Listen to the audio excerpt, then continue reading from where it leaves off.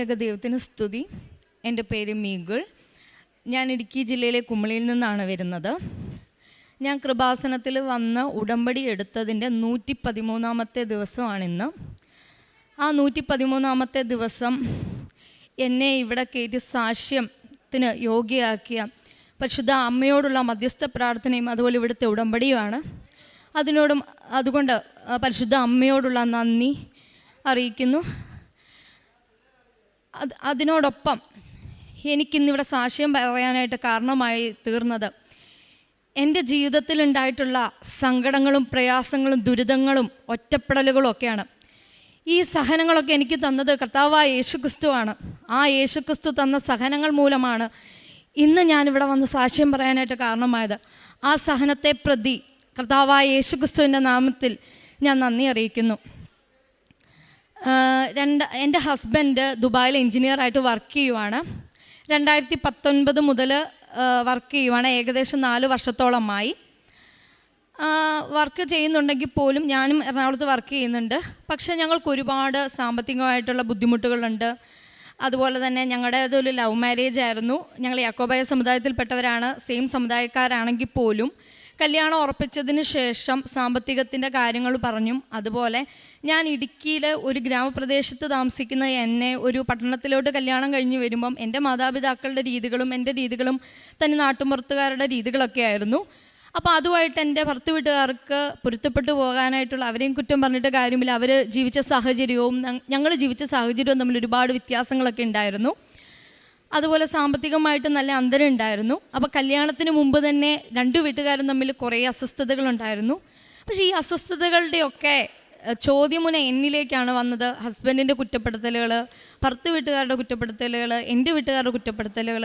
അങ്ങനെ ഈ കഴിഞ്ഞ 4 വർഷത്തോളമായിട്ട് 2019 ഫെബ്രുവരിയിലാണ് എൻ്റെ കല്യാണം ഉറപ്പിക്കുന്നത്. ആ സമയം തൊട്ട് ഈ ഉടമ്പടി എടുക്കുന്ന നാൾ വരെ ഞാൻ എല്ലാവരുടെയും കുറ്റപ്പെടുത്തലുകളും പരിഹാസങ്ങളും എല്ലാ ഭാഗത്തു നിന്ന് ഏറ്റ് സങ്കടപ്പെട്ട് കഴിയുന്നൊരവസ്ഥയിലാണ് ഞാൻ കഴിഞ്ഞു പോയിക്കൊണ്ടിരുന്നത്. ചില അവസരങ്ങളിലൊക്കെ ദൈവത്തോട് ഞാൻ മുട്ടിപ്പായിട്ട് പ്രാർത്ഥിക്കുമായിരുന്നു. ചില അവസരങ്ങളിൽ ദൈവത്തോട് എനിക്ക് ഭയങ്കരമായിട്ട് ദേഷ്യം വരുമായിരുന്നു. എന്തിനെന്നോട് ഇങ്ങനെയൊക്കെ ചെയ്തു എന്ന് പറഞ്ഞ് ഒരുപാട് തവണ അങ്ങനെയൊക്കെ ചോദിച്ചിട്ടുണ്ട്. അങ്ങനെ ഇരിക്കുന്ന സമയത്താണ് ഒരു 3 വർഷം മുമ്പ് ഈ ലൈറ്റ് എ ക്യാൻഡിൽ റിക്വസ്റ്റ് എന്ന് പറഞ്ഞിട്ടൊരു പ്രെയർ റിക്വസ്റ്റിനെ കുറിച്ച് എൻ്റെ ഫ്രണ്ട് പറഞ്ഞു. നിർഭാഗ്യവശാൽ എൻ്റെ ആ ഫ്രണ്ട് ഇന്ന് ജീവിച്ചിരിപ്പില്ല. അവളുടെ ഗർഭാവസ്ഥയിൽ 8ാമത്തെ മാസം അവൾക്ക് ക്യാൻസർ ഡിറ്റക്റ്റ് ചെയ്തു. അതിനുശേഷം 1 വർഷം കഴിഞ്ഞപ്പോൾ അവൾ മരിച്ചുപോയി.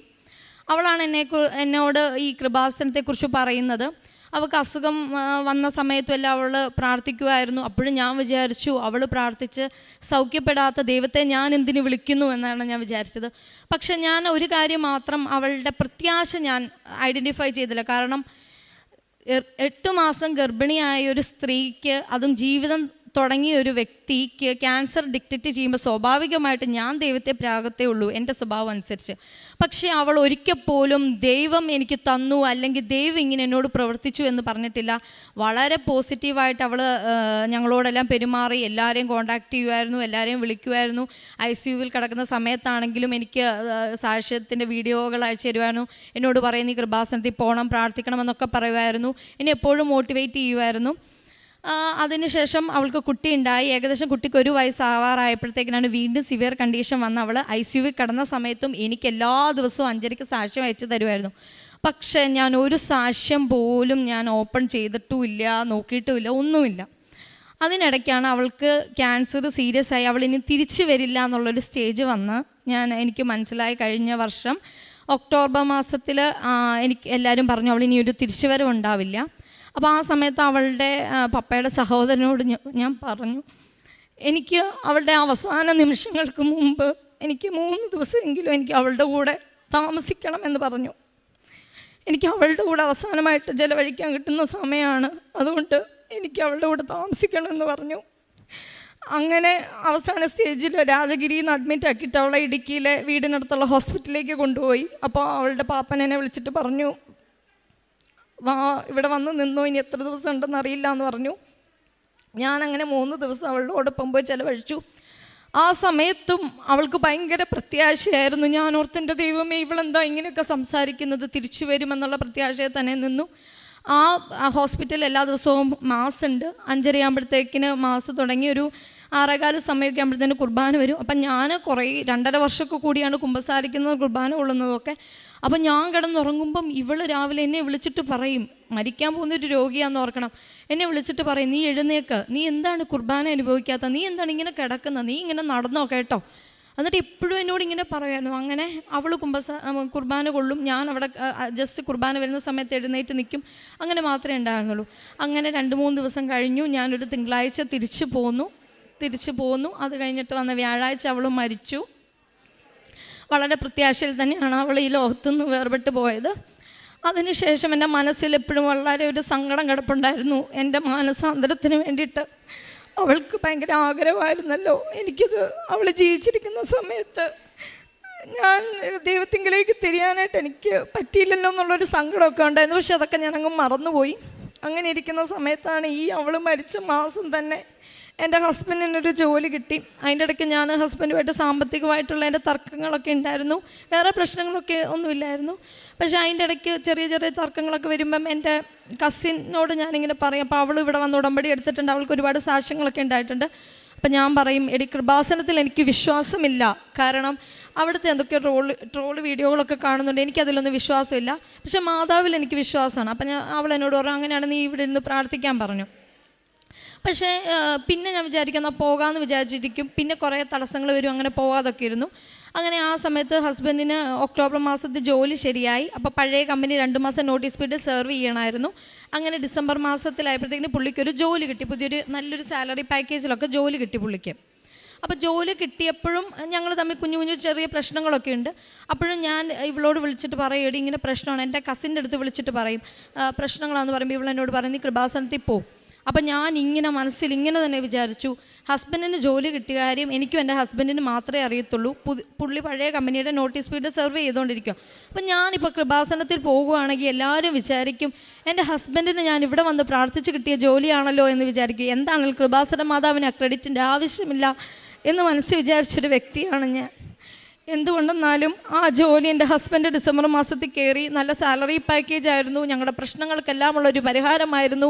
സുന്ദര സ്വപ്നമായൊരു ജീവിതം കണ്ടാണ് ഞങ്ങൾ ആ ജോലിയിലേക്ക് അദ്ദേഹം കയറിയത്. പക്ഷേ ജോലിക്ക് കയറി അന്ന് തൊട്ട് സമാധാനമായിട്ട് ഒരു ദിവസം പോലും ഞങ്ങൾ കടന്നിട്ടില്ല. അതുപോലെ മെൻ്റൽ ടോർച്ചറിങ് ആയിരുന്നു. മാനസികമായിട്ട് എൻ്റെ ഹസ്ബൻഡ് ഒരുപാട് പ്രശ്നങ്ങൾ, പുള്ളി ഫോണിൽ വിളിച്ച് സംസാരിക്കുക എനിക്ക് ഭയങ്കര ബുദ്ധിമുട്ടുകളാണെന്നൊക്കെ പറയും. അപ്പോൾ എനിക്കിവിടുന്ന് ഭയങ്കര സങ്കടമാവും. ഞാനിങ്ങനെ പ്രാർത്ഥിക്കുമായിരുന്നു. എല്ലാ മാസവും പ്രശ്നം അങ്ങനെ മുന്നോട്ട് പോയി. അതിൻ്റെ ഇടയ്ക്ക് പുതിയ ജോലി കിട്ടിയത് കൊണ്ട് ഏപ്രിൽ മാസത്തിൽ ഞാൻ ദുബായിക്ക് പോകാനായിട്ടുള്ള പ്ലാനിലൊക്കെ ഇരുന്നു. അങ്ങനെ ഇരിക്കുമ്പോഴാണ് ഫെബ്രുവരി മാസത്തിൽ ഇടുത്തി പോലെ അദ്ദേഹത്തിൻ്റെ പുതിയ കമ്പനിയിലെ ഓണർ പറഞ്ഞു, അദ്ദേഹത്തിനെ ഇനിയും ഈ കമ്പനിയിൽ വേണ്ട, അദ്ദേഹത്തിനുള്ള ജോലികളൊന്നും ഇവിടെ ഇല്ല, അതുകൊണ്ട് താങ്കൾ മാർച്ച് മാസം കൂടെ ജോലി ചെയ്തിട്ട് ഇവിടെ നിന്ന് പൊയ്ക്കോളാൻ പറഞ്ഞു. അത് ഭയങ്കര ഒരു ഷോക്കായിരുന്നു. കാരണം ഞങ്ങൾക്ക് ഒരുപാട് ലോണുകളും ബുദ്ധിമുട്ടുകളും ഉണ്ട്. പെട്ടെന്ന് ഒരാളുടെ ജോലി പോകുക എന്ന് പറഞ്ഞു കഴിഞ്ഞാൽ ഭയങ്കര ബുദ്ധിമുട്ടാണ്. നമുക്കങ്ങനെ ഫാമിലിയിൽ നിന്ന് വലിയ സപ്പോർട്ടുകളൊന്നും തന്നെ ഇല്ല. ആകെ കൂടി ഉള്ളത് എൻ്റെ ജോലിയും എൻ്റെ ചെറിയൊരു സാലറിയും മാത്രമാണ്. അല്ലെങ്കിൽ തന്നെ കുറേ കടങ്ങളൊക്കെ ഉണ്ട്. എന്നാലും ഞാൻ എൻ്റെ പ്രത്യാശ കൈവിടാതെ പറഞ്ഞു, ജോലി പോയാൽ പോട്ടെ, നിങ്ങൾ നാട്ടിലോട്ട് വാ. അപ്പം ഞങ്ങളുടെ കല്യാണം കഴിഞ്ഞിട്ട് ഏകദേശം 3 വർഷവുമായി കുട്ടികളൊന്നുമില്ല. അപ്പം ഞാൻ പറഞ്ഞു, ഏതായാലും നമുക്ക് കുട്ടികളൊന്നും ഇല്ലല്ലോ, നിങ്ങൾ ഏതായാലും നാട്ടിലോട്ട് പോരെ, നമുക്ക് കുട്ടികളുടെ കാര്യത്തിൽ എന്തെങ്കിലും തീരുമാനമായിട്ട് നിങ്ങൾ തിരിച്ചു പോയാൽ മതി എന്ന് പറഞ്ഞു. അങ്ങനെ പുള്ളി മാർച്ച് മാസം അവിടെ കണ്ടിന്യൂ ചെയ്തു. അത് കഴിഞ്ഞ് ഏപ്രിൽ ആദ്യത്തെ ആഴ്ചപ്പോൾ ഇയാൾ വിളിച്ചിട്ട് പറഞ്ഞു, മാത്യുവിന് വർക്ക് ഉണ്ട്, പക്ഷേ ഇത്ര സാലറി തരാൻ പറ്റില്ല എന്ന് പറഞ്ഞു. അപ്പോൾ അയാളുടെ ഉദ്ദേശം എന്ന് പറഞ്ഞാൽ എൻ്റെ ഹസ്ബൻഡിൻ്റെ ആവശ്യം ആ ഓഫീസിലുണ്ട്, പക്ഷേ അയാൾക്ക് ഡിസംബർ മാസത്തിൽ ജോയിൻ ചെയ്യുന്ന സമയത്ത് പറഞ്ഞ സാലറി കൊടുക്കാൻ താല്പര്യമില്ല. പക്ഷേ എൻ്റെ ഹസ്ബൻഡിനെ അവിടെ ജോലിക്ക് വേണം താനും. അപ്പം പെട്ടെന്ന് ഒരു കമ്പനി കയറിയിട്ട് ഇറങ്ങുക എന്ന് പറഞ്ഞാൽ എൻ്റെ ഹസ്ബൻഡിനെ സംബന്ധിച്ച് ബുദ്ധിമുട്ടാണ്. പിന്നീട് ഒരു കമ്പനി ഗൾഫ് കൺട്രീസിൽ ഷോർട്ട് ടൈം സർവീസ് ഉള്ള ഒരു ആൾക്ക് പെട്ടെന്നൊരു കമ്പനിയിൽ പിന്നെ ജോലി കിട്ടത്തില്ല. അതുകൊണ്ട് എൻ്റെ ഹസ്ബൻഡ് പറഞ്ഞു, സാലറി കുറവാണെങ്കിലും സാരമില്ല, ഞാനിവിടെ കണ്ടിന്യൂ ചെയ്തോളാം എന്ന് പറഞ്ഞു. അങ്ങനെ പുള്ളി 3-4 ദിവസം കൂടെ വർക്ക് ചെയ്ത് കഴിഞ്ഞപ്പോഴത്തേക്കിന് ഏകദേശം അവിടെ വർക്ക് കുറഞ്ഞ സമയമായിരുന്നു അത്. അപ്പോൾ പുള്ളി ചോദിച്ചു, ഞാൻ 10 ദിവസത്തേക്ക് നാട്ടിലോട്ട് പോയിക്കോട്ടേന്ന് ചോദിച്ചു. അങ്ങനെ പുള്ളി നാട്ടിൽ വന്നു. അപ്പോൾ നാട്ടിൽ വന്നപ്പോൾ എനിക്ക് സന്തോഷമായി, കാരണം ഇത്തവണയെങ്കിലും ഒരു കുഞ്ഞുണ്ടാവുമല്ലോ എന്ന് വിചാരിച്ചു. പുള്ളി ദുഃഖവെള്ളിയാഴ്ചയാണ് വന്നത്. ദുഃഖവെള്ളിയാഴ്ച വന്നു. അങ്ങനെ 1 മാസം നിന്നു. അപ്പോൾ ജോലി പോയാൽ എന്താ, അല്ലെങ്കിൽ ജോലി അവിടെ ഉണ്ട്, പോയതും പോകുന്നൊരവസ്ഥയായിരുന്നു. എന്നാലും തിരിച്ചു ചെല്ലുമ്പോൾ കിട്ടുമായിരിക്കും എന്നുള്ളൊരു ചെറിയ പ്രതീക്ഷ ഞങ്ങൾക്കുണ്ടായിരുന്നു. എന്നാലും കുട്ടിയായിരുന്നു ഞങ്ങളുടെ മെയിൻ ഒരിത്. അങ്ങനെ ഏപ്രിൽ മാസത്തിൽ വന്നു. പക്ഷേ അപ്രതീക്ഷിതമായിട്ട് മെയ് മാസത്തിൽ ഞാൻ ചെക്ക് ചെയ്തപ്പോൾ ഞാൻ പ്രഗ്നൻ്റ് അല്ല. അതെന്നെ എന്നെ സംബന്ധിച്ച് ഭയങ്കര ഷോക്കായിപ്പോയി. ഞാനിരുന്ന് ആലോചിച്ചപ്പം 4 കൊല്ലമായിട്ട് ഹസ്ബൻഡിൻ്റെ കൂടെ എനിക്ക് അധികം ഒന്നും നിൽക്കാൻ പറ്റിയിട്ടില്ല. കാരണം പുള്ളി ലീവിന് വരും, പെട്ടെന്ന് പോകും. ഒരു തവണ വരുമ്പോൾ വീട് പണിയായിരുന്നു, അങ്ങനെ കുറേ ബുദ്ധിമുട്ടുകൾ. പിന്നെ ഞങ്ങൾക്ക് 2 പേർക്കും പറയത്തക്ക നല്ല ജോലിയില്ല, സാമ്പത്തികമായിട്ട് ബുദ്ധിമുട്ട്. വീട്ടിലാണെങ്കിൽ കല്യാണം നടന്നതിൻ്റെ പ്രശ്നങ്ങളൊക്കെ ഉള്ളതുകൊണ്ട് 2 വീട്ടുകാരും തമ്മിൽ. അപ്പം ഞാൻ ദൈവത്തോട് പ്രാർത്ഥിച്ച്, എൻ്റെ ദൈവമേ, എനിക്ക് പ്രതീക്ഷ വെക്കാനായിട്ട് എൻ്റെ ലൈഫിൽ ഒന്നുമില്ലല്ലോ, ഇനി എന്നെ സഹായിക്കാനും ആരുമില്ല. അങ്ങനെ ഞാൻ 2ഉം കൽപ്പിച്ച് ഞാൻ കൃപാസനത്തിൽ, എനിക്ക് ഒരു പിടിവള്ളിയും ഇല്ല, എൻ്റെ ലൈഫ് സ്പോയിലായ അവസ്ഥയിൽ ഞാൻ 0 ആയിട്ട് കരഞ്ഞ് തളർന്നാണ് മെയ് മാസം 3-ാം തീയതി എൻ്റെ ഹസ്ബൻഡിനോട് പോലും പറയാതെ ഞാനിവിടെ വന്നത്. ഞാനൊരു പള്ളിയിൽ പോവാമെന്ന് മാത്രമേ പറഞ്ഞുള്ളൂ. കാരണം കൃപാസനം എന്ന് പറയുമ്പോൾ പുള്ളി ആദ്യം ചെയ്യുന്നത്, പുള്ളിക്കൊരു സ്വഭാവമുണ്ട്, ഗൂഗിളിൽ സെർച്ച് ചെയ്യും. ചിലപ്പോൾ ആദ്യം കിട്ടുന്ന ഒരു ട്രോൾ വീഡിയോ ആണെങ്കിൽ എൻ്റെ മനസ്സ് അപ്പം തന്നെ മടുപ്പിക്കും. പക്ഷെ അതുകൊണ്ട് ഞാൻ മിണ്ടിയില്ല. ഞാനിവിടെ വന്ന് പ്രാർത്ഥിച്ചു. ഇവിടെ വന്ന് ഇനിയിപ്പോൾ ആദ്യം തന്നെ പത്രം തന്നു. അപ്പം ഞാൻ വിചാരിച്ചു, എൻ്റെ ദൈവം ഇനി പത്രം കൊടുക്കണം. അത് കഴിഞ്ഞ് മുകളിൽ ചെന്നപ്പോൾ ക്ലാസ്, അതിലും ഞാൻ എങ്ങനെയോ കുറേ നേരം ശ്രദ്ധിച്ചിരുന്നു, കുറേ നേരം ഇരുന്ന് ഉറങ്ങി. എന്നിട്ട് ഞാൻ വിചാരിച്ചു, എൻ്റെ ദൈവം ഇതൊക്കെ അറിയുമായിരുന്നെങ്കിൽ ഞാൻ ഇങ്ങോട്ട് വരികയല്ല, എനിക്കിതൊന്നും ചെയ്യാൻ പറ്റുമെന്ന് എനിക്ക് തോന്നുന്നില്ല. അങ്ങനെ ഞാൻ ഒരു തരത്തിൽ ഉടമ്പടി കംപ്ലീറ്റ് ചെയ്തു പോയ വഴിക്കും ഞാൻ വിചാരിച്ചു, ദൈവമേ, ഞാൻ എങ്ങനെ വീട്ടിൽ പോയി പ്രാർത്ഥിക്കും? അദ്ദേഹത്തിൻ്റെ വീട്ടിൽ കുടുംബ പ്രാർത്ഥന ഇല്ല, അദ്ദേഹത്തെ സൺഡേ സ്കൂൾ പഠിപ്പിച്ചിട്ടില്ല, കുർബാനകൾ പങ്കെടുപ്പിച്ചിട്ടില്ല, സ്വർഗ്ഗസ്ഥനായ ഞങ്ങളുടെ പിതാവേ പോലുമില്ല. ഇതൊക്കെ പഠിപ്പിച്ച എന്നെ ഈ ഒരു വിശ്വാസത്തേക്ക് അല്ലെങ്കിൽ ഈ ഒരു കുടുംബത്തിലേക്ക് വന്നതിന് ശേഷം ഞാനും ദൈവവിശ്വാസത്തിൽ ഇല്ലാതായി. ഞാനും വല്ല കാലത്ത് കുർബാനയിൽ പോവും, ഞാനും പ്രാർത്ഥിക്കുന്ന ആ ഒരു അവസ്ഥയെ ഞാൻ ഓർത്തെൻ്റെ ദൈവമേ, ഞാൻ എങ്ങനെ വന്നിരുന്നു ഇവിടെ നിന്ന് പ്രാർത്ഥിക്കും, ഇവിടെ വരണ്ടായിരുന്നു എന്നൊക്കെ പറഞ്ഞുകൊണ്ടാണ് പോയത്. അങ്ങനെ ഞാൻ അവിടെ ചെന്നു. ബസ് സ്റ്റോപ്പിൽ നിന്ന് എൻ്റെ ഹസ്ബൻഡ് എന്നെ വിളിച്ചുകൊണ്ട് പോയ സമയത്താണ് കൃപാസനത്തെക്കുറിച്ച് പറഞ്ഞത്. ഞാൻ പറഞ്ഞു, നമുക്ക് പ്രാർത്ഥിക്കാനൊക്കെ തുടങ്ങണം. അപ്പോൾ പുള്ളി ഒരു നിരീശ്വരവാദി ടൈപ്പാണ്, ഒരിക്കലും പ്രാർത്ഥന ഇല്ല. ഞാൻ ക്രിസ്തുവിനെക്കുറിച്ച് ഒരു തവണ ഇന്നാൾ പറഞ്ഞു, ക്രിസ്തു ഒരു മരപ്പണിക്കാരനല്ലേ, അത് നമ്മളെപ്പോലെ സാധാരണക്കാരനായി ജീവിച്ചൊരു വ്യക്തിയല്ലേ, ഇതിൽ ഒരു പ്രപഞ്ച ശക്തി മാത്രമേ ഉള്ളൂ, അല്ലാതെ ദൈവം എന്ന് പറയുന്ന ഒരു ഇതില്ല എന്ന് പറഞ്ഞ വ്യക്തിയാണ് എൻ്റെ ഭർത്താവ്. അപ്പം ഞാൻ അവിടെ ചെന്നപ്പം ഇതൊക്കെയാണ് എൻ്റെ മനസ്സിലുണ്ടായിരുന്നത്. അങ്ങനെ ഞാൻ അവിടെ ചെന്നു, കുളിച്ച് ബാത്റൂമിൽ നിന്ന് ഇറങ്ങിയ സമയത്ത് എൻ്റെ ആദ്യത്തെ സാക്ഷ്യം എന്ന് പറയുന്നത്, അവിശ്വാസിയായിരുന്ന എൻ്റെ ഭർത്താവ് കട്ടിലിൽ ബൈബിള് വായിച്ചുകൊണ്ടിരിക്കുന്നതാണ് കണ്ടത്. അദ്ദേഹത്തോട് ആരും പറഞ്ഞില്ല. പക്ഷെ മാതാവ് അവിടെ ഉടമ്പടി എടുത്ത് ഞാൻ പ്രാർത്ഥിക്കാൻ തുടങ്ങിയിട്ട് പോലുമില്ല. ആ സമയത്ത് അവിശ്വാസിയായ എൻ്റെ ഹസ്ബൻഡ് വിശ്വാസത്തിലേക്ക് വന്നു, പ്രാർത്ഥിക്കാൻ തുടങ്ങി. കല്യാണം കഴിഞ്ഞ് 4 വർഷങ്ങൾക്കിപ്പുറം ഞങ്ങൾ ആ ബെഡിൽ ഇവിടുന്ന് കൊണ്ടുപോയി മെഴുകുതിരി കത്തിച്ച് വെച്ച് ഞങ്ങൾ കൈകൾ ചേർത്ത് പിടിച്ച് പ്രാർത്ഥിച്ചു. ജീവിതത്തിലെ ആദ്യത്തെ അനുഭവമായിരുന്നു അത്. അതിനുശേഷം അദ്ദേഹത്തിന് ഈ 9-ാം തീയതി 3-ാം തീയതി ഞാൻ ഉടമ്പടി എടുത്തു. 9-ാം തീയതി ഡ്രൈവിംഗ് ലൈസൻസിന് അപ്ലൈ ചെയ്തു. കുറേ വർഷങ്ങളായിട്ട് അദ്ദേഹത്തിന് പല തടസ്സങ്ങളായിരുന്നു, ഡ്രൈവിംഗ് ലൈസൻസ് എടുക്കാൻ പറ്റുന്നില്ലായിരുന്നു.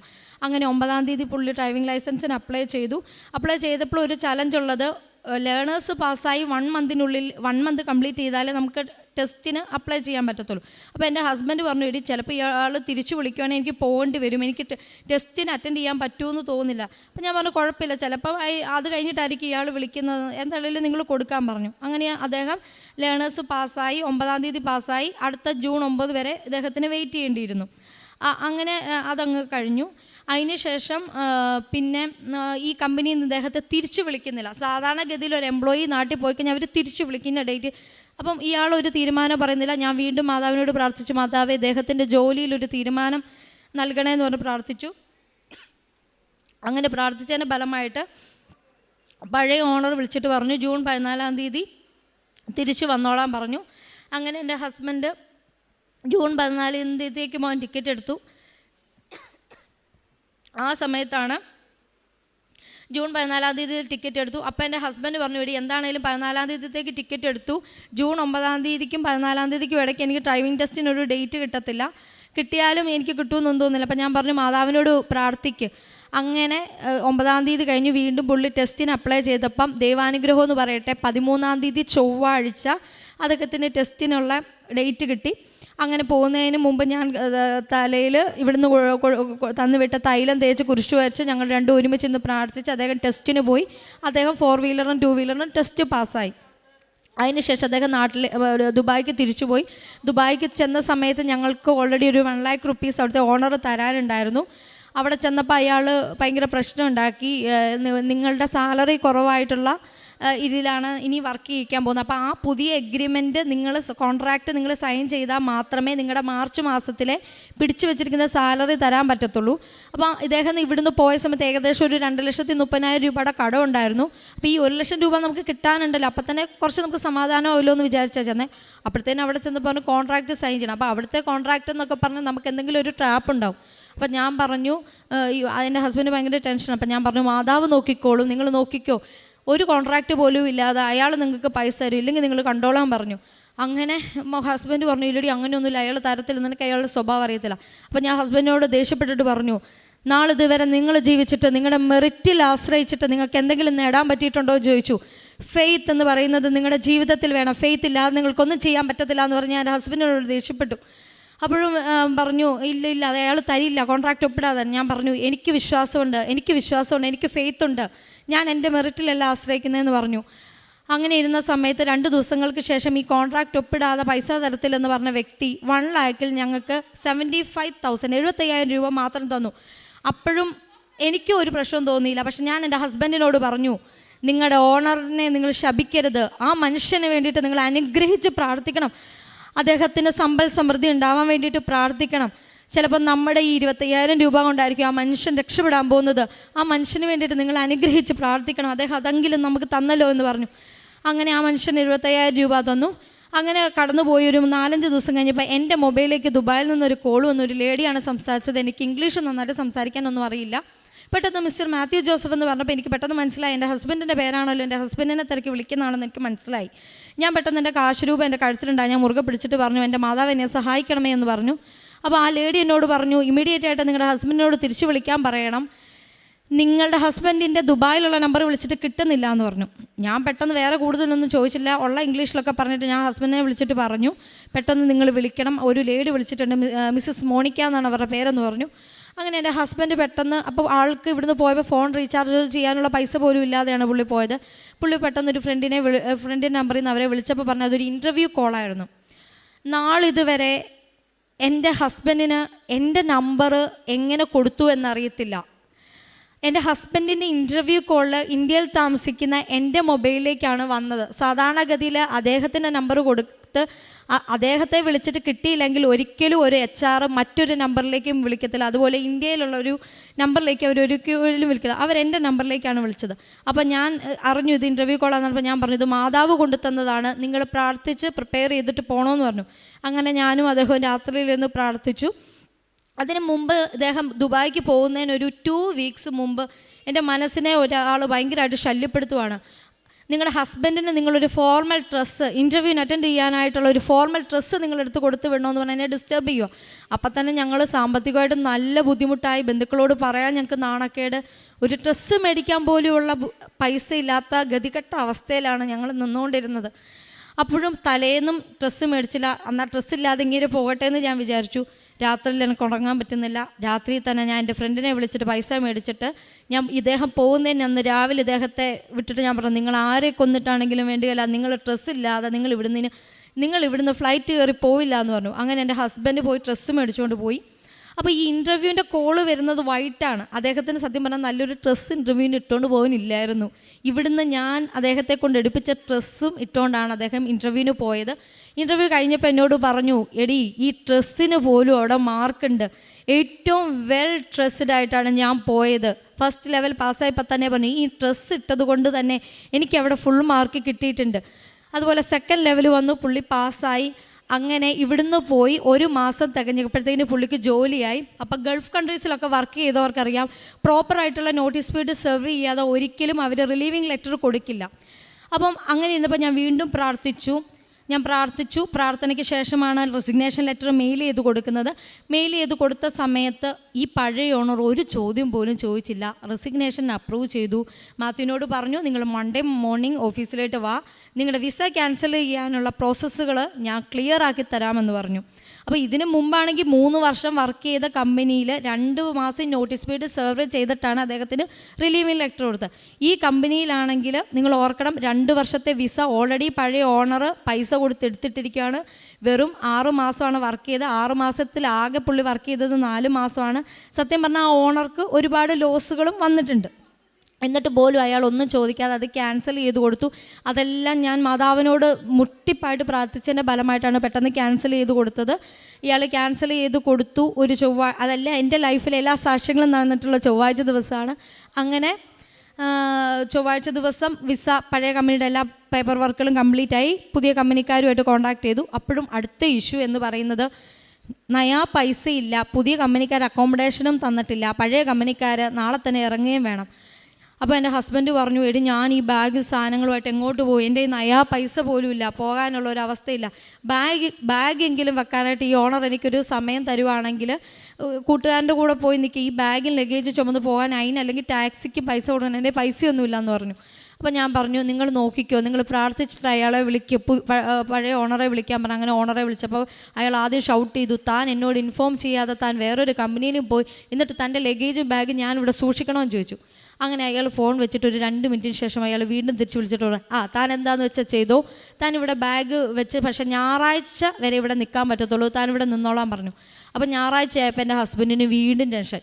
അപ്പോഴും ഞാൻ ആളോട് ദേഷ്യപ്പെട്ടിട്ട് പറഞ്ഞു, നിങ്ങൾക്ക് ഫെയ്ത്ത് ഇല്ലാത്തതുകൊണ്ടാണ് നിങ്ങളിങ്ങനെ പറയുന്നത്, മാതാവ് നിങ്ങളുടെ എല്ലാ കാര്യങ്ങളും നോക്കിക്കോളും, പിന്നെ നിങ്ങൾക്ക് അത്രയ്ക്ക് നിർബന്ധമാണെന്നുണ്ടെങ്കിൽ നിങ്ങൾ നിങ്ങളുടെ മെറിറ്റ് നോക്കിക്കോ, എനിക്ക് നിങ്ങളുടെ കാര്യത്തിൽ ഒന്നും ചെയ്യാനായിട്ട് എനിക്ക് ഇനി താല്പര്യവും ഇല്ലെന്ന് പറഞ്ഞു. പക്ഷേ ഇങ്ങനെ പറഞ്ഞാലും എനിക്ക് ഉള്ളിൽ ഞാൻ ചിരിച്ചു, മാതാവ് ഇത് ഇടപെടുമെന്ന് എനിക്കറിയാമായിരുന്നു. അങ്ങനെ ഞായറാഴ്ച ആയപ്പോഴത്തേക്കിന് പുതിയ കമ്പനിക്കാർ വിളിച്ചിട്ട് പറഞ്ഞു, അവരുടെ അക്കോമഡേഷൻ റെഡി ആയിട്ടുണ്ട്, തിങ്കളാഴ്ച തന്നെ പോന്നോളാൻ പറഞ്ഞു. അങ്ങനെ പഴയ കമ്പനിയിൽ നിന്നുകൊണ്ട് തന്നെ അദ്ദേഹം പുതിയ കമ്പനിയിലോട്ട് പോയി. ഇതാണ് എൻ്റെ ഹസ്ബൻഡിൻ്റെ ലൈഫിൽ വന്ന സാക്ഷ്യം. എനിക്കുണ്ടായ രോഗസൗഖ്യം എന്ന് പറയുന്നത്, എനിക്ക് 6 മാസം കൂടുമ്പോൾ എൻ്റെ കാലിലൊരു ഫംഗസ് ഇൻഫെക്ഷൻ വരും. എൻ്റെ തള്ളവിരലിൽ കാല് വ്രണമായിട്ട് പൊട്ടി ഇങ്ങനെ എപ്പോഴും പഴുപ്പും ഇങ്ങനെയൊക്കെ ചാടിക്കൊണ്ടിരിക്കും. മരുന്ന് മേടിക്കും, കുറയും, വീണ്ടും ഒരു 6 മാസം ആകുമ്പോൾ വരും. അപ്പോൾ എന്നോട് ഡോക്ടർ പറഞ്ഞായിരുന്നു, ഇനി 6 മാസം കൂടുമ്പോൾ വരും, അത് കംപ്ലീറ്റ് ആയിട്ട് അങ്ങനെ ക്യൂർ ആവാനായിട്ടുള്ള സാധ്യതകളില്ല, അതാ ക്യൂർ ആണെങ്കിൽ തന്നെ നിങ്ങൾ കാല് പൊതിഞ്ഞ് ഒരു ഡസ്റ്റോ ഇല്ലാത്ത രീതിയിൽ വെക്കണം, അതൊന്നും ഒരിക്കലും നമുക്ക് പോസിബിൾ അല്ല. അങ്ങനെ ഇവിടുന്ന് പോയതിന് ശേഷം ഒരു ദിവസം എനിക്ക് അതിൻ്റെ ആരംഭം എന്ന് പറഞ്ഞാൽ കാലയിൽ ഇങ്ങനെ വേദന വരാൻ തുടങ്ങി, കാല് വീക്കം വന്നു തുടങ്ങി. അപ്പോൾ എനിക്ക് മനസ്സിലായി ഇത് വീണ്ടും വരുവാണല്ലോ. ഞാൻ ഹോസ്റ്റലിൽ നിന്നുകൊണ്ടെന്ന് ആരുമില്ലാതെ ഇരുന്നൊരു സമയത്ത് ഞാനിങ്ങനെ മുട്ടുമേൽ നിന്ന് മാതാവിൻ്റെ ഇവിടുന്ന് കൊണ്ടുപോയ പുസ്തകത്തിൻ്റെ ആ ഫോട്ടോ നിവർത്തി പിടിച്ചിട്ട് ഞാനിങ്ങനെ പ്രാർത്ഥിച്ചിട്ട് തൈലം തൂത്ത് പ്രാർത്ഥിച്ചു. അങ്ങനെ എൻ്റെ കാലിലെ ആ മുറിവ്, ആ ഫംഗൽ ഇൻഫെക്ഷൻ പൂർണ്ണമായിട്ട് തന്നെ സൗഖ്യമായി. എനിക്ക് പിന്നീട് വന്നിട്ടില്ല. പിന്നെ അതിനുശേഷം ഏറ്റവും വലിയ സാക്ഷ്യം എന്ന് പറയുന്നത് എൻ്റെ ജീവിതത്തിൽ, ഇതൊക്കെ എൻ്റെ ഹസ്ബൻഡിൻ്റെ ജീവിതത്തിൽ നടന്ന സാക്ഷ്യങ്ങളാണ്. എൻ്റെ ജീവിതത്തിൽ നടന്ന സാക്ഷ്യം എന്ന് പറയുന്നത് 2016 ഞാൻ ബിടെക് പാസ്സായത്. ഞാൻ ഇലക്ട്രോണിക്സ് ആൻഡ് കമ്മ്യൂണിക്കേഷനാണ് കംപ്ലീറ്റ് ചെയ്തത്. പക്ഷേ അതിന് ജോലി സാധ്യതകളൊക്കെ വളരെ കുറവായതുകൊണ്ട് ഞാൻ എറണാകുളത്ത് വേറെ ഓഫീസ് റിലേറ്റഡ് ആയിട്ടുള്ള ജോബിലൊക്കെയാണ് ഞാൻ വർക്ക് ചെയ്തത്. പക്ഷേ ഞാനിവിടെ ഉടമ്പടിക്ക് വന്ന സമയത്ത് ഞാൻ ഒരു നിയോഗം എഴുതിയായിരുന്നു, മാതാവേ, ഞാൻ ഏതെങ്കിലും കാലത്ത് PSC പഠിക്കുവാണെങ്കിൽ ആ സമയത്ത് എനിക്കൊരു നല്ല റിസൾട്ട് തരണം, എനിക്കൊരു ജോലി തരണം, എന്നാൽ മാത്രമാണ് എനിക്ക് എൻ്റെ മാതാപിതാക്കളെയൊക്കെ, എൻ്റെ മാതാപിതാക്കളെ, എൻ്റെ ഹസ്ബൻഡിൻ്റെ മാതാപിതാക്കളെ നന്നായിട്ട് എനിക്ക് നോക്കാൻ പറ്റത്തുള്ളൂ എന്ന് പറഞ്ഞിട്ട് ഞാനൊരു സാക്ഷ്യം എഴുതിയിട്ടായിരുന്നു. പക്ഷേ ഞാൻ അത് ഉദ്ദേശിച്ചത്, ഞാൻ PSC പഠിക്കാൻ എനിക്ക് സമയമൊന്നുമില്ല, പക്ഷേ പഠിക്കുന്ന കാലത്തൊരു ഗവൺമെൻറ് ജോലി എന്നാണ് ഞാൻ ഉദ്ദേശിച്ചത്. പക്ഷേ ഈ കഴിഞ്ഞ 13-ാം തീയതി എനിക്ക് പൈനാവ് മോഡൽ പോളിടെക്നിക് കോളേജിൽ നിന്ന് എംപ്ലോയ്മെൻറ്റ് എക്സ്ചേഞ്ച് വഴി ടെമ്പററി ആയിട്ട് ഇലക്ട്രോണിക്സ് ലെക്ചർ വേക്കൻസിയിലേക്ക് എനിക്കൊരു ഇൻ്റർവ്യൂ കോൾ വന്നു. അപ്പം വിചാരിച്ചത് മാതാവ് എനിക്ക് തരുന്ന ജോലിയാണ്, ഞാൻ അപ്പം തന്നെ തീരുമാനിച്ചു. അതിനുശേഷം കഴിഞ്ഞതിൻ്റെ മുമ്പിലത്തെ ആഴ്ച ഞാനിവിടെ വന്ന് ധ്യാനം കൂടിയിട്ടാണ് അതിന് പോയത്. ധ്യാനം കൂടുന്ന സമയത്ത് ഞാനിവിടെ സർട്ടിഫിക്കറ്റുകളൊക്കെ വെച്ച് ഇവിടെ പ്രാർത്ഥിച്ചു. ആ സമയത്ത് ഞാൻ പ്രാർത്ഥിച്ചുകൊണ്ടിരുന്നു, എനിക്ക് ദൈവമേ, അച്ഛനിലൂടെ എനിക്കൊരു സാക്ഷ്യം ഇതിന് കേൾക്കണമെന്ന് പറഞ്ഞിങ്ങനെ പ്രാർത്ഥിച്ച സമയത്താണ് സൗമ്യ കായംകുളത്തിൻ്റെ ഒരു സാക്ഷ്യം അച്ഛൻ കോട്ട് ചെയ്ത് ഇവിടെ സംസാരിച്ചു. ഓയിൽ ആൻഡ് ഗ്യാസിൽ എക്സ്പീരിയൻസ് ഇല്ലാത്തവരുടെ ഭർത്താവിന് ജോലി കിട്ടിയ കാര്യം പറഞ്ഞു. അപ്പം ഞാൻ ആ പുറകിലത്തെ ജനലിൽ അവിടെ നിന്ന് ധ്യാനം കൊടുത്തു. അപ്പം ഞാൻ തീരുമാനിച്ചു, ഈ ജോലി എനിക്ക് തന്നെയുള്ളതാണ്. ഞാൻ അവിടെ വെച്ച് ഞാൻ ഉറപ്പിച്ചു, എനിക്ക് ഈ ജോലി ഉള്ളതാണ്. ആ ധൈര്യത്തിൽ ഞാൻ ഇൻ്റർവ്യൂവിന് പോയി. 18-ാം തീയതിയാണ് ഇൻ്റർവ്യൂവിൻ്റെ ലെറ്റർ എൻ്റെ വീട്ടിൽ വന്നിട്ടില്ലായിരുന്നു. അവിടെയും ദൈവം എന്നെ രക്ഷിച്ചു. ഈ മാസം 18-ാം തീയതി ഇടുക്കി ജില്ലയിൽ ഹർത്താലായതുകൊണ്ട് എൻ്റെ ഇൻ്റർവ്യൂ എന്ന് പറയുന്നത് 21-ാം തീയതിയിലേക്ക് മാറ്റി വെച്ചു. അങ്ങനെ ദൈവം അവിടെയും പ്രവർത്തിച്ചു. അങ്ങനെ ഞാൻ 18-ാം തീയതി അവിടെ ഹർത്താലായിരുന്നു. അങ്ങനെ എനിക്ക് 3-4 ദിവസം കൂടെ മുന്നോട്ട് കൂട്ടി. അപ്പോൾ എനിക്ക് മനസ്സിലായി, എനിക്ക് ആ ലെറ്റർ എൻ്റെ വീട്ടിൽ വരാൻ വേണ്ടിയിട്ടാണ് ഈ ഹർത്താലൊക്കെ വന്നതെന്ന് എനിക്ക് മനസ്സിലായി. അങ്ങനെ ഞാൻ വീട്ടിൽ ചെന്ന് 19-ാം തീയതി ശനിയാഴ്ചയായിരുന്നു. ശനിയാഴ്ച ഉച്ചവരെയേ ഉള്ളൂ പോസ്റ്റ് ഓഫീസ്. ഞാൻ ഉച്ച കഴിഞ്ഞിട്ട് പോകാമെന്ന് വിചാരിച്ചിരുന്നപ്പോൾ എൻ്റെ പപ്പ പറഞ്ഞു, എടി നീ ഒന്നും കൂടെ ചെല്ല്, ലെറ്റർ വന്നിട്ടുണ്ടോ നോക്കാൻ പറഞ്ഞു. ഞാൻ അവിടെ ചെന്ന് കഴിഞ്ഞപ്പോഴത്തേക്കിന് അപ്പം ഞാനൊരു കല്യാണ ഫംഗ്ഷനും കൂടെ അറ്റൻഡ് ചെയ്യാൻ പോകുമായിരുന്നു. അപ്പം ഞാൻ വിചാരിച്ചു ഫംഗ്ഷൻ കഴിഞ്ഞിട്ട് പതുക്കെ പോയാൽ മതിയല്ലോ. പക്ഷേ പപ്പ പറഞ്ഞു, എടി ഇന്ന് ശനിയാഴ്ച ഉള്ളൂ, നീ വേഗം പോകണമെന്ന് പറഞ്ഞു. ഞാൻ അവിടെ ചെന്നപ്പോൾ ഞാൻ അവിടെ ഒരു ചെറിയ പയ്യനിരിപ്പണം. ഞാൻ പയ്യനോട് പറഞ്ഞു, എൻ്റെ ലെറ്റർ വന്നിട്ടുണ്ടോ, എനിക്കൊരു ഇൻ്റർവ്യൂ അറ്റൻഡ് ചെയ്യാൻ. അയ്യോ, അപ്പോൾ ആ പയ്യൻ പറഞ്ഞു, ചേച്ചി വന്നിട്ടില്ല. ഞാൻ പറഞ്ഞു, എന്ത് കാണിച്ചാലും എനിക്കിന്ന് തരണം കേട്ടോ, രാവിലെ ഇൻ്റർവ്യൂ തിങ്കളാഴ്ച, നിങ്ങൾ തുറക്കുന്നതിന് മുമ്പ് ഞാൻ ഇവിടുന്ന് പോകും, എനിക്ക് ഇൻ്റർവ്യൂ ഇല്ലാണ്ട് ലെറ്റർ ഇല്ലാതെ പറ്റില്ല എന്ന് പറഞ്ഞു. അങ്ങനെ ഞാൻ കല്യാണ ഫംഗ്ഷന് പോയിരിക്കുന്ന സമയത്ത് എൻ്റെ പപ്പ വിളിച്ചിട്ട് പറഞ്ഞു, ഇവർ പോസ്റ്റ് ഓഫീസ് ശനിയാഴ്ച നേരത്തെ ക്ലോസ് ചെയ്യാൻ നിന്ന സമയത്താണ് അന്ന് കൊറിയർ വന്നത്. സാധാരണ ആ സമയത്തൊക്കെ കൊറിയർ വരുമ്പോൾ അവർ അതെടുത്ത് വെക്കുക ചെയ്യത്തുള്ളൂ, അല്ലാതെ അത് ക്ലയൻറ്റിന് ഡിസ്ട്രിബ്യൂട്ട് ചെയ്യാനൊന്നും അവർ നോക്കാറില്ല. പക്ഷെ ഞാൻ ഇങ്ങനെ ചെന്ന് പറഞ്ഞതുകൊണ്ട് എൻ്റെ പേര് ഓർമ്മയിൽ വന്നു, എൻ്റെ വീട്ടുപേരും ഒക്കെ ഓർമ്മയിൽ വന്നതുകൊണ്ട് അവരെൻ്റെ പപ്പയുടെ അനിയനെ വിളിച്ചു പറഞ്ഞു. അങ്ങനെ എൻ്റെ പപ്പയുടെ അനിയൻ പോയത് കളക്ട് ചെയ്യുക ചെയ്തത്. അതിനുശേഷം ഞാൻ ഇൻ്റർവ്യൂവിന് അറ്റൻഡ് ചെയ്തു. 7ഓളം കാൻഡിഡേറ്റ്സ് ഉണ്ടായിരുന്നു. അതിൽ ടീച്ചിങ് എക്സ്പീരിയൻസ് ഉള്ള 3-4 പേരുണ്ടായിരുന്നു. ഇതിൽ യാതൊരു എക്സ്പീരിയൻസ് ഇല്ലാത്തതും മെറിറ്റിൽ അവരെക്കാളൊക്കെ മാർക്ക് കുറവായിട്ടുള്ള വ്യക്തിയും ഈ ബിടെക്കിൽ 4-5 സപ്ലി ഉണ്ടായി. അത് പാസ് ഔട്ട് ആകുന്നതിന് മുമ്പ് ക്ലിയർ ചെയ്തു. പക്ഷേ ഒരു സപ്ലി പോലും ഇല്ലാതെ ക്ലിയർ ചെയ്ത് നല്ല മാർക്കുള്ള കാൻഡിഡേറ്റ്സ് ഒക്കെ ആയിരുന്നു അവർ. അപ്പോൾ ഇൻ്റർവ്യൂവിന് പോകുന്ന അന്ന് രാവിലെ ഒരു 4:30 തൊട്ട് എനിക്ക് വൊമിറ്റിങ്, അതുകൊണ്ട് വയറിന് പ്രശ്നം, ഭയങ്കര പ്രശ്നങ്ങളൊക്കെ ആയിരുന്നു. എപ്പോഴും വൊമിറ്റ് ചെയ്തുകൊണ്ടിരിക്കുന്നത്. അപ്പോഴും ഞാൻ വിചാരിച്ചു ഈ ജോലി എനിക്ക് തന്നെയുള്ളതാണ്, എനിക്കുള്ള സാക്ഷ്യമാണിതെന്ന് എനിക്ക് മനസ്സിലായി. അങ്ങനെ ഒരു തരത്തിലാണ് എൻ്റെ ബ്രദർ എന്നെ ഇൻ്റർവ്യൂവിന് അറ്റൻഡ് ചെയ്യിക്കാൻ കൊണ്ടുപോയത്. അവിടെ ഇരുന്നപ്പോഴും ഞാൻ പോയ വഴിക്കുമെല്ലാം ഞാൻ അച്ഛൻ്റെ ധ്യാനം, സാക്ഷ്യങ്ങൾ, പ്രാർത്ഥനകൾ മാത്രമാണ് കേട്ടോ. ഇടയ്ക്ക് മാത്രം ഇച്ചിരി ടോപ്പിക്കൊക്കെ നോക്കുമായിരുന്നു. അവിടെ ചെന്ന് 7 കാൻഡിഡേറ്റ്സ് ഉണ്ടായിരുന്നു. കോളേജിലോട്ട് കയറുന്നതിന് മുമ്പ് ഞാൻ ഉപ്പ് ആരും ചവിട്ടാത്തൊരു സ്ഥലത്തിട്ടിട്ട് ഞാൻ പറഞ്ഞു, ഹിതമുണ്ടെങ്കിൽ എനിക്ക് ഈ ജോലി തരണമെന്ന് പറഞ്ഞ് ഞാൻ പോയി. എൻ്റെ സർട്ടിഫിക്കറ്റിലെല്ലാം കുരിശ് രൂപം വരച്ചു. ഞാൻ ഇൻ്റർവ്യൂവിന് അറ്റൻഡ് ചെയ്തു. അതിന് മുമ്പ് എക്സാം ഉണ്ടായിരുന്നു. 25 ക്വസ്റ്റ്യൻ ഉണ്ടായിരുന്നു. 25-ൽ ഒരു ക്വസ്റ്റ്യൻ പോലും എനിക്കറിയത്തില്ലായിരുന്നു. ഞാൻ എൻ്റെ എൻജിനീയറിംഗ് കാലയളവിൽ പഠിച്ചിട്ടുള്ളതായ യാതൊരു ബന്ധമുള്ള ഒരു കാര്യം പോലും ഇല്ലായിരുന്നു. 1-2 ക്വസ്റ്റ്യൻ നോക്കി മറുപുറം നോക്കിയപ്പോഴും എനിക്കറിയില്ല. ഞാൻ എന്നാ ചെയ്തു, ക്വസ്റ്റ്യൻ വായിക്കാതെ കാശുരൂപം വെച്ച് മനസ്സ് തോന്നിയ ആൻസറുകളൊക്കെ ആരോ പറയുന്ന പോലെ ഒരു ഉത്തരങ്ങളൊക്കെ നോക്കി ഞാൻ ഫില്ല് ചെയ്ത് കൊടുത്തു. അതിനുശേഷം ഡെമോ ക്ലാസ് ആയിരുന്നു. ഡെമോ ക്ലാസ്സിലും എല്ലാവരും അവിടെ നിന്ന് വലിയ സർക്യൂട്ടൊക്കെ വരച്ച് പഠിച്ച് പ്രിപ്പയർ ചെയ്യുന്നുണ്ട്. ഞാൻ ഏറ്റവും സിമ്പിളായിട്ട് ഒരു ചെറിയ ടോപ്പിക്, മോഡുലേഷൻ, ഇലക്ട്രോണിക്സ് ഒക്കെ പഠിച്ചവർക്കറിയാം. മോഡുലേഷൻ എന്ന് പറയുന്ന ഒരു പൊടി കൊച്ചിന് പോലും നമ്മുടെ ഹൈസ്കൂൾ ലെവലിൽ പഠിക്കുന്ന മോഡുലേഷൻ എന്ന് പറയുന്ന ഒരു ഏറ്റവും സിമ്പിളായിട്ടുള്ള ഒരു ടോപ്പിക്ക് മാത്രം ഞാൻ പഠിപ്പിച്ചു. അത് പഠിപ്പിച്ചപ്പോഴും ഞാൻ കാശുരൂപം കൈപ്പിടിച്ചാണ് ഞാൻ പഠിപ്പിച്ചത്. നല്ല ശബ്ദത്തിൽ തന്നെ ഞാൻ പറഞ്ഞു പഠിപ്പിച്ചു. അതിനുശേഷം വീണ്ടും ഒരു ഇൻ്റർവ്യൂ ഉണ്ടായിരുന്നു. ഈ ഇൻ്റർവ്യൂവിന് ഇരിക്കുന്ന സമയത്ത് ഇവിടെ എല്ലാവരും സാക്ഷ്യം പറയുന്നത് ഞാൻ കേട്ടിട്ടുണ്ട്. നമ്മളെ മുൻപരിചയമുള്ള ആൾക്കാരെ പോലെയാണ് അവർ നമ്മുടെ അടുത്ത് സംസാരിക്കും. അപ്പോൾ ഞാൻ ഓർത്ത്, എൻ്റെ ദൈവം എന്നെ നല്ല പരിചയമുള്ള പോലെയാണല്ലോ ഇവർ അതൊക്കെ മാതാവിൻ്റെ അടയാളങ്ങളാണ്. അങ്ങനെ ഞാൻ ഇൻ്റർവ്യൂ ഒക്കെ കഴിഞ്ഞു തിരിച്ചു പോന്നു. ചൊവ്വാഴ്ച ഞാനിവിടെ ധ്യാനം ഒരു ഉച്ച കഴിഞ്ഞാണ് കൂടാനിരുന്നത്. മൊബൈൽ കൂടുന്ന സമയത്ത് തുടങ്ങിയ സമയത്ത് എൻ്റെ മനസ്സിലൊരു ഉൾവിളി വന്നു. എൻ്റെ കുഞ്ഞുങ്ങളെ സമർപ്പിച്ച് പ്രാർത്ഥിക്കുന്നു എന്ന് പറഞ്ഞിട്ട് ഞാൻ കരഞ്ഞ് പ്രാർത്ഥിച്ച്, എൻ്റെ ദൈവമേ എനിക്ക് ദാനമായി തന്നിരിക്കുന്ന മക്കളെ ഓർത്ത് ഞാൻ പ്രാർത്ഥിക്കുന്നു എന്ന് വിചാരിച്ചു. എനിക്ക് കുഞ്ഞുങ്ങളൊന്നുമില്ല 4 വർഷമായിട്ട്. എന്നിട്ടും എനിക്കിങ്ങനെ ഒരു തോന്നൽ വന്നപ്പം ഞാൻ വിചാരിച്ചു കോളേജിലെ കുട്ടികളെ സമർപ്പിച്ച് പ്രാർത്ഥിക്കാൻ വേണ്ടിയിട്ടാണ് ഇതെന്ന് വിചാരിച്ചു ഞാൻ പ്രാർത്ഥിച്ചു. അങ്ങനെ ഒരു 1 മണിക്കൂറോളം ധ്യാനം കൂടിയപ്പോൾ പ്രിൻസിപ്പൾ വിളിച്ചിട്ട് പറഞ്ഞു, നിങ്ങൾ സെലക്റ്റായി എന്ന് പറഞ്ഞു. ഞാൻ പെട്ടെന്ന് അങ്ങ് കരഞ്ഞു. ഞാൻ മെയ് മാസം 3-ാം തീയതി ഇവിടെ വന്ന് ഉടമ്പടി എടുത്തത് ഒരു കുഞ്ഞിന് വേണ്ടിയിട്ടാണ്.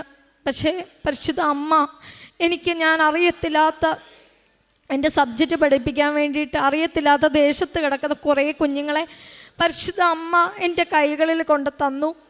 അങ്ങനെ ഒന്നുമില്ലായ്മ കിടന്ന് എനിക്ക് ടെമ്പററി ആയിട്ട് പോളിടെക്നിക് കോളേജിൽ ലെക്ചറൽ വേക്കൻസിയിലേക്ക് എന്നെ സെലക്ട് ചെയ്തു. ഒരിക്കൽ പോലും ഞാൻ വിചാരിച്ചില്ല ഇത്ര പെട്ടെന്ന് കിട്ടുമെന്ന്. ഒരു ടെമ്പററി വേക്കൻസി ആണെങ്കിൽ പോലും ഒരു ജോലി കിട്ടുക എന്ന് പറഞ്ഞാൽ ഒരു വലിയ ഭാഗ്യമാണ്. ഒരു ദിവസം ആ ഒരു സാലറി മേടിക്കാൻ പറഞ്ഞാൽ വലിയൊരു ഭാഗ്യമായിട്ട് ഞാൻ കണക്കാവുന്ന എൻ്റെ മാതാവ് എനിക്ക് തന്നു. അതുപോലെ എൻ്റെ 11 വർഷത്തെ എൻ്റെ ഹോസ്റ്റൽ ജീവിതമാണ് അവസാനിക്കുന്നത്. 2012 സെപ്റ്റംബർ 5-ാം തീയതിയാണ് ഞാൻ എഞ്ചിനീയറിങ്ങിന് പോകുന്ന ദിവസം. ഞാനിങ്ങനെ ഹോസ്റ്റലിലിരുന്ന് ഞാൻ കരഞ്ഞ് പ്രാർത്ഥിച്ചു, മാതാവേ ഈ സെപ്റ്റംബർ 5-ാം തീയതി ആകുമ്പോൾ 11 വർഷം പൂർത്തിയാവുകയാണ്. എൻ്റെ കൂടെ വന്നവരും എൻ്റെ കൂടെ ഉണ്ടായിരുന്നവരും ഒക്കെ വീടുകളിലേക്ക് പോയി. എന്നിട്ട് ഞാനിവിടെ ഒറ്റയ്ക്ക് എന്നെക്കാളും പ്രായം കുറഞ്ഞ കുഞ്ഞുങ്ങളുടെ ഒപ്പം ഞാൻ ഈ ഹോസ്റ്റലിൽ ജീവിക്കുവാണല്ലോ മാതാവേ, എന്നെ ഇവിടുന്ന് ഒന്ന് മാറ്റിത്തരണേന്ന് ഞാൻ കണ്ണുനീരോടുകൂടി ഞാൻ പ്രാർത്ഥിച്ചു. ഞാൻ ഒരുപാട് ഇരുന്ന് പ്രാർത്ഥിച്ചു. ഇനി എൻ്റെ ജോയിനിങ് ഡേറ്റ് വന്നിരിക്കുന്നത് സെപ്റ്റംബർ 4-ാം തീയതിയാണ്. 11 വർഷം തികയാനായിട്ട് ഒരു ദിവസമുള്ള സമയത്ത് തന്നെ എൻ്റെ പരിശുദ്ധ അമ്മ എൻ്റെ വീട്ടിലേക്ക് മാറ്റപ്പെടുവാണ്. എൻ്റെ കോളേജ് എന്ന് പറയുന്നത് എൻ്റെ ഭർത്താവിൻ്റെ വീട്ടിൽ നിന്നും എൻ്റെ വീട്ടിൽ നിന്നും തുല്യ ദൂരത്തിൽ. എനിക്ക് 2 മാതാപിതാക്കളെയും അവരുടെ കാര്യങ്ങളൊക്കെ എനിക്ക് സന്തോഷമായിട്ട് ചെയ്യാനും എൻ്റെ ഇടവക പള്ളിയിൽ പോകാനും എനിക്ക് സൺഡേ സ്കൂൾ പഠിപ്പിക്കാനും ഞാൻ നാളിതുവരെ ആ ജോലി ചെയ്യുന്ന അത്രയും കാലം എനിക്ക് 2 വീട്ടുകളിലേക്ക് പോകാനായിട്ടുള്ള ഭാഗ്യം പരിശുദ്ധ അമ്മ എനിക്ക് തന്നു. അതുകൊണ്ടാണ് ഞാൻ ഇവിടെ വന്ന് സാക്ഷ്യം പറയുന്നത്. അതുപോലെ ഒരുപാട് പേര് ഞാൻ ഒരു ദിവസമെങ്കിലും ഞാൻ കർത്താവിനെക്കുറിച്ച് ഞാൻ പറയും, കർത്താവ് എനിക്ക് ചെയ്ത അനുഗ്രഹങ്ങളെക്കുറിച്ച് പറയും. അതുപോലെ കാരുണ്യപ്രവർത്തനം, ഞാൻ ഹോസ്റ്റലിലാണ് താമസിക്കുന്നത്, എന്നിട്ടും ഞാൻ നന്നായിട്ട് ഫുഡ് കുക്ക് ചെയ്യും. അപ്പം ഞാൻ വിചാരിച്ചു ഞാൻ നന്നായിട്ട് ഫുഡ് കുക്ക് ചെയ്യുന്നുണ്ടെങ്കിൽ ആ ഫുഡ് വെച്ചിട്ട് ഞാൻ മറ്റുള്ളവർക്ക് നന്നായിട്ട് ഭക്ഷണം കൊടുക്കണമെന്നൊരു ചിന്ത വന്നു. എൻ്റെ വീട്ടിലൊരു അതിഥി വരുമ്പോൾ ഞാൻ എത്ര നന്നായിട്ട് ഫുഡ് ഉണ്ടാക്കുന്നു അത്രയും നന്നായിട്ട് ഞാൻ ഫുഡ് ഉണ്ടാക്കി ഞാൻ പൊതിച്ചോറുകൾ കൊണ്ട് കൊടുക്കുമായിരുന്നു.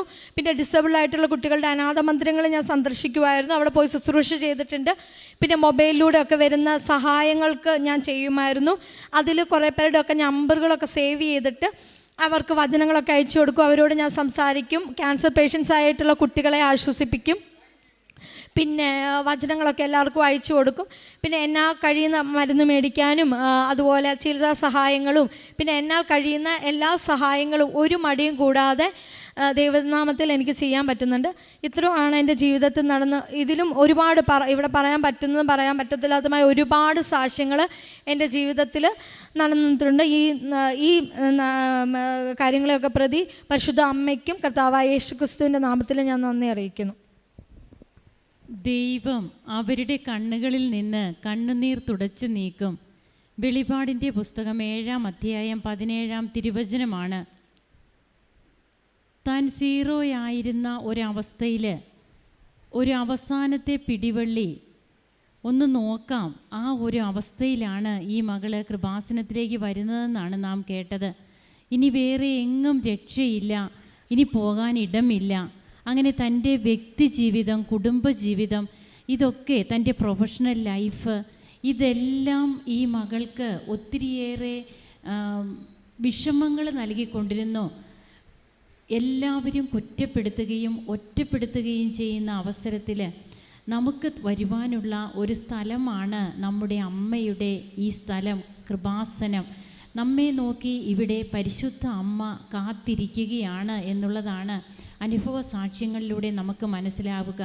ഈശോയുടെ അടുത്തേക്ക് എത്രയും പെട്ടെന്ന് നമ്മുടെ കാര്യങ്ങളൊക്കെ പറഞ്ഞ് നമ്മുടെ ജീവിതത്തിൽ നമ്മുടെ കണ്ണുകളിൽ നിന്ന് കണ്ണുനീർ തുടച്ചു നീക്കുവാൻ ആ സ്വർഗീയ അമ്മ കാത്തിരിക്കുകയാണ്. അതിൻ്റെ സാക്ഷ്യമാണ് നാം കേട്ടുകൊണ്ടിരിക്കുക. അങ്ങനെ തൻ്റെ ഹസ്ബൻഡിൻ്റെ ജീവിതത്തിൽ ജോലി, ആ ജോലി കിട്ടാത്ത അവസ്ഥ, ഉള്ള ജോലി നഷ്ടപ്പെടുന്ന അവസ്ഥ, നഷ്ടപ്പെട്ട അവസ്ഥയിൽ വീട്ടിലെ സാമ്പത്തിക ബുദ്ധിമുട്ട്, വീണ്ടും കടബാധ്യതകൾ, 2 ലക്ഷത്തിലേറെ കടബാധ്യതകൾ, ഇങ്ങനെയൊക്കെ ഉള്ളപ്പോൾ വീണ്ടും കമ്പനി തിരിച്ച് വിളിക്കാത്ത അവസ്ഥ, അതുപോലെ ഈ മകളുടെ ജീവിതത്തിലും ഉണ്ടാകുന്ന ബുദ്ധിമുട്ടുകൾ എന്തൊക്കെ, ഇതൊക്കെ നാം കേട്ടു കഴിഞ്ഞതാണ്. അങ്ങനെയുള്ളപ്പോഴാണ് ഇവിടേക്ക് കടന്നു വരുന്നതും ഉടമ്പടി എടുക്കുന്നതും. അങ്ങനെ ഉടമ്പടി എടുത്ത് പോയതിന് ശേഷം പിന്നീട് എത്ര പെട്ടെന്നാണ് ഹസ്ബൻഡിന് ഒരു കോള് വരുന്നു, അവരെ കമ്പനി തിരിച്ചു വിളിക്കുന്നു, ആ ജോലി നഷ്ടപ്പെടുന്നു, ഉണ്ടായിരുന്ന ജോലി, എന്നാൽ വീണ്ടും പുതിയൊരു കമ്പനിയിലേക്ക്. അവിടെയൊക്കെ തടസ്സങ്ങളാണ് വരുന്നത്. എന്നാൽ ആ തടസ്സങ്ങളൊക്കെ തൻ്റെ നന്മയ്ക്കായിരുന്നു എന്നാണ് ഈ മകൾ ആദ്യമേ തന്നെ പറയുക. ജീവിതത്തിലുണ്ടായ എല്ലാ തടസ്സങ്ങൾക്കും ഞാൻ നന്ദി പറയുന്നു എന്ന് പറഞ്ഞുകൊണ്ടാണ് ഈ മകള് തൻ്റെ സാക്ഷ്യം ഇവിടെ ആരംഭിക്കുന്നത് തന്നെ. അങ്ങനെ താനാക്കി മാറ്റിയ തൻ്റെ ഹസ്ബൻഡിന്, ഒരു നിരീശ്വരവാദിയായിരുന്ന തൻ്റെ ഹസ്ബൻഡിൻ്റെ ബൈബിൾ വായിക്കുന്ന സാക്ഷ്യമാണ് ഈ മകൾ ആദ്യമേ ഇവിടെ പങ്കുവെച്ചത്. ഒരിക്കലും തൻ്റെ ജീവിതത്തിൽ 4 വർഷം കഴിഞ്ഞു വിവാഹം കഴിഞ്ഞിട്ട് ഒരിക്കലും കണ്ടിട്ടില്ല കുടുംബ പ്രാർത്ഥന ഇല്ലാത്ത വീട്. ആ വീട്ടിൽ ഒരുമിച്ചിരുന്ന് കൈകോർത്തിരുന്ന് ഇവർ ഉടമ്പടി പ്രാർത്ഥന പ്രാർത്ഥിച്ചു എന്നാണ് പറയുക. പിന്നീട് അങ്ങോട്ട് അമ്മ ഇവരെ തൊടുന്നതാണ് നാം കാണുന്നത്. അമ്മ തൊട്ടാൽ പിന്നീട് ഈശോയുടെ അടുത്ത് നമുക്ക് സ്ഥാനമുണ്ട് എന്നുള്ളതാണ് നാം മനസ്സിലാക്കേണ്ടത്. അങ്ങനെ ഹസ്ബൻഡിന് എല്ലാവിധ തടസ്സങ്ങളും മാറി, അക്കോമഡേഷൻ്റെ ഒക്കെ കാര്യം പറയുന്നുണ്ട്. അതുമാത്രമല്ല, ഇവിടുന്ന് പോകുമ്പോഴൊരു ഡ്രസ്സ് പോലും, നിൻ്റെ ഹസ്ബൻഡിന് ഒരു ജോലിക്ക് ഒരു ഡ്രസ്സ് വേണം, അതായത് ഈ മകളെ അലട്ടിക്കൊണ്ടിരിക്കുന്നു എന്നാണ് പറയുക. ആ ഡ്രസ്സ് പോലും മേടിപ്പിച്ചിട്ടാണ് അമ്മ വിടുന്നത്. ഇതൊക്കെ അമ്മയല്ലാതെ ആരാണ് നമ്മെ ഓർമ്മിപ്പിക്കാനുള്ളത്? ആ ഡ്രസ്സിൽ തന്നെ ഹസ്ബൻഡിന് അവിടെ പ്ലസ് പോയിൻ്റാണ് കിട്ടുന്നത്, മാർക്ക് കിട്ടുന്നു എന്നുള്ളതാണ് നമ്മോട് സാക്ഷ്യത്തിലൂടെ പങ്കുവെച്ചത്. അങ്ങനെ ഓൾഡ് വിസ ക്യാൻസൽ ചെയ്യുന്നു 2 ദിവസം കൊണ്ട്. അതൊന്നും ഒരിക്കലും ഗൾഫ് കൺട്രിയിൽ നടക്കില്ല എന്ന് നമുക്കറിയാം. ഈ മകളും അത് തന്നെയാണ് പറഞ്ഞത്. പിന്നീട് 2016 ബിടെക് പാസ്സായി 7 വർഷമായിട്ട് ആ ഫീൽഡിൽ ജോലിയേ ചെയ്തിട്ടില്ല, ഒരു എക്സ്പീരിയൻസും ഇല്ല. അങ്ങനെയുള്ള മകൾക്ക് എങ്ങനെ ഒരു ഇൻ്റർവ്യൂ തെളിയുന്നു, ആ ഇൻ്റർവ്യൂവിലൂടെ എങ്ങനെയാണ് ഒത്തിരിയേറെ എക്സ്പീരിയൻസ് ആയിട്ടുള്ള, അതുപോലെ ക്വാളിഫൈഡ് ആയിട്ടുള്ള ഒത്തിരിയേറെ പേര് അവിടെ വന്ന് നിൽക്കുമ്പോൾ ആ 7 പേരിൽ നിന്ന് സെലക്ട് ചെയ്യുന്നത് ഈ മകളെയാണെന്നാണ് നാം കേട്ടത്. അതുപോലെ ഹസ്ബൻഡിൻ്റെ ഡ്രൈവിംഗ് ലൈസൻസ് 7 വർഷത്തോളം തടസ്സമായിരുന്നു അതിന്, അതും എല്ലാം കിട്ടുകയാണ്. ഇന്ന് ഈ മകള് നിറമനസ്സോടെ ഇവിടെ വന്ന് നിൽക്കുകയാണ്. തനിക്ക് നഷ്ടപ്പെട്ടു പോയ തൻ്റെ വിശ്വാസ ജീവിതം, അതുപോലെ ഹസ്ബൻഡും കുടുംബത്തിലെ സമാധാനം, തനിക്ക് തൻ്റെ മാതാപിതാക്കളെ സംരക്ഷിക്കണം, അവരുടെ കാര്യത്തിൽ തനിക്ക് എന്തെങ്കിലുമൊക്കെ ചെയ്യണം, ഇതൊക്കെയാണ് ഈ യുവതിയായ ഈ മകളെ ഇവിടെ കൊണ്ടു നിർത്തി നമ്മോട് പറയുവാനായിട്ട് ഈശോ ആവശ്യപ്പെടുന്നത്.